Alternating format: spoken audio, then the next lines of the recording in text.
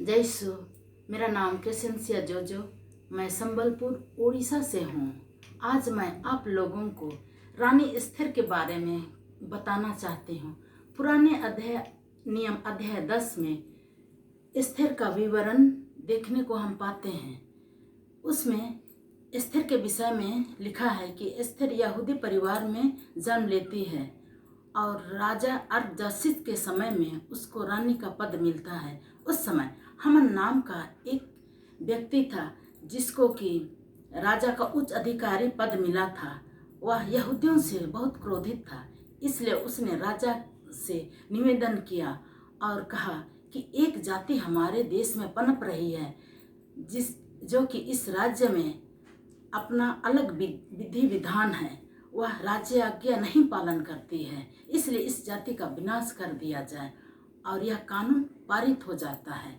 तब पूरे राज्य में ये घोषणा कर दी जाती है। उनमें से अन्य जातियों में खुशी की लहर हुई, लेकिन यहूदियों में शोक का माहौल छा गया और वे प्रभु के निकट आए और वे प्रार्थना की। ये खबर जब रानी एस्थर तक पहुंची तो उसने आदेश दिया कि सूसा के नगर में यहूदियों को एकत्रित करो और उनसे कहो कि वे 3 दिन 3 रात बिना खाए बिना पिए वे उनके लिए प्रार्थना करें। और वैसा ही रानी ने भी अपने सहेलियों के साथ किया और घोर तपस्या के बाद वह राजा के दरबार में घुस गई।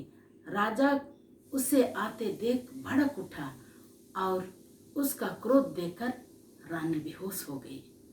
तब राजा के ऊपर में प्रभु की कृपा दृष्टि आई और उसका क्रोध शांत हो गया और वह रानी के पास जाकर उसे अपने बाहों में उठाता है और बोलता है कि रानी एस्थर, ये नियम तुम्हारे लिए नहीं है, यह दूसरों के लिए है, तुम्हारा कोई विनाश नहीं होगा। और वह उससे पूछता है कि तुम क्या चाहती हो।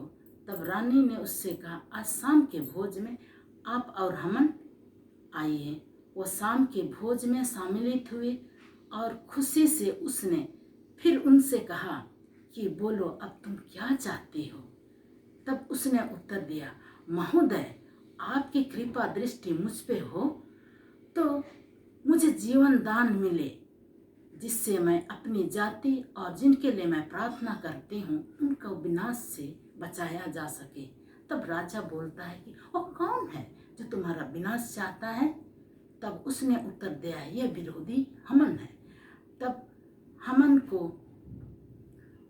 ये सुनकर वह वाटिका की ओर चल दिया और हमन को मालूम हो गया कि उसको मृत्यु से बचाया नहीं जा सकता है, इसलिए वह एस्थर के पलंग के पास जाकर सिर झुकाकर उससे प्रार्थना कर रहा था। तब राजा का प्रवेश हो जाता है। सिर झुका देखकर राजा भड़क उठते हैं और उससे फांसी की सजा का आदेश दे देते हैं। इस तरह हमन का पतन हो जाता है।